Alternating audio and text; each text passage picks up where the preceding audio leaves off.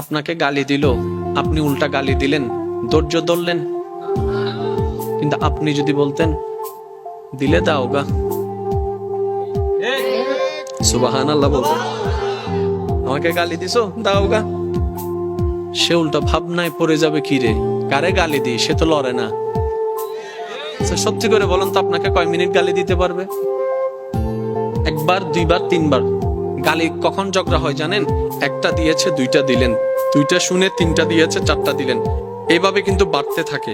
এবার সে আপনাকে একটা দিল, আপনি হাসলেন, সে দ্বিতীয়বার দিল, আপনি হাসলেন, সে তৃতীয়বার দিল, আপনি হাসলেন, শেষ পর্যন্ত সে নিজে লজ্জা পেয়ে ওখান থেকে চলে যাবে। চতুর্থ গালি আপনাকে দিতে পারবে না, সে যদি আকলওয়ালা হয়।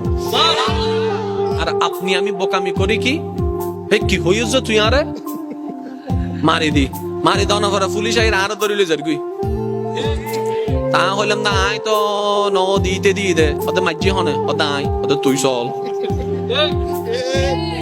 আমি কি বুঝাতে পারছি কথা? আফটার অল আমরা নিজেরাই নিজেদের ক্ষতি করছি।